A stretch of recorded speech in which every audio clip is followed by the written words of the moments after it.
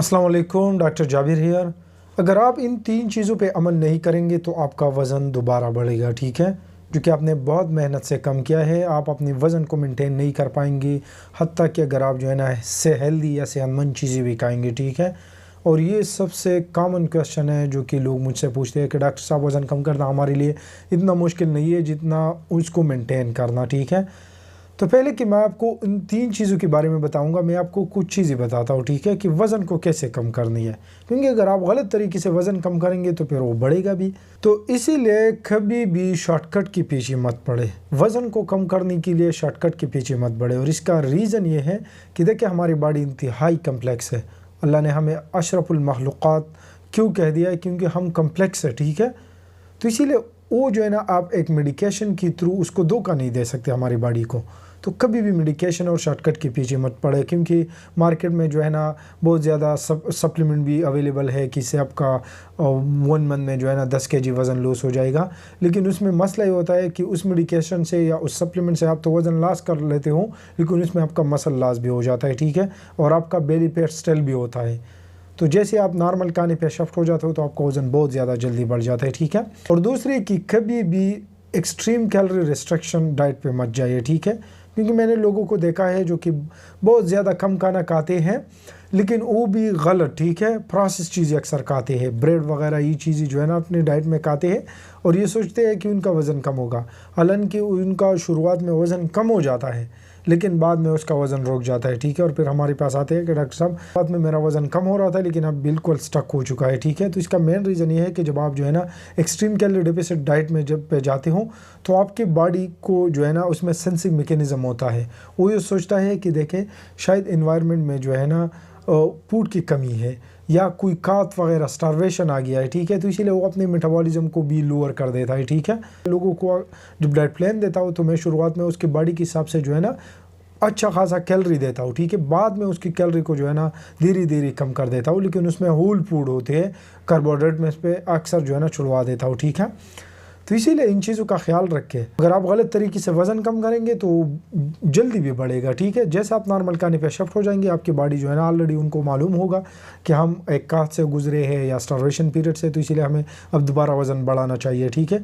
तो जैसे आप नॉर्मल खाने पे शिफ्ट हो जाते हो तो आपका वज़न फिर से वही 90-100 पे पहुँच जाता है, क्योंकि यही वेट आपकी बॉडी को जो है ना आइडियल तस्वुर करता है जब आप एक ख़ास वेट पे ज़्यादा टाइम के लिए रहते हो, ठीक है।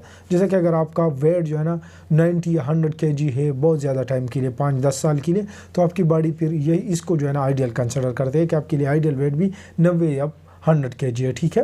तो इन 3 चीज़ों पे आपने ज़रूर अमल करना है, चाहे आपने गलत तरीके से वज़न कम किया हो, मेडिकेशन के थ्रू कम किया हो या सही तरीके से, मैटर नहीं करता।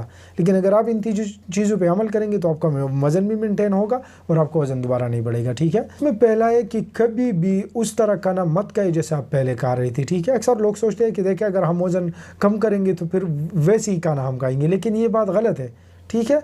अक्सर वो जो है ना शुगरी और कार्बोहाइड्रेट चीज़, रोटी चावल, ये बहुत ज़्यादा जो है ना खाना शुरू कर देते हैं और ये सोचते हैं कि अब मैंने वज़न कम किया है तो मैं दोबारा जो है ना ज़्यादा खा सकता हूँ, ठीक है। लेकिन ये बात गलत है, क्योंकि इन कार्बोहाइड्रेट और शुगर की वजह से आपकी बॉडी ऑलरेडी डैमेज है, ठीक है।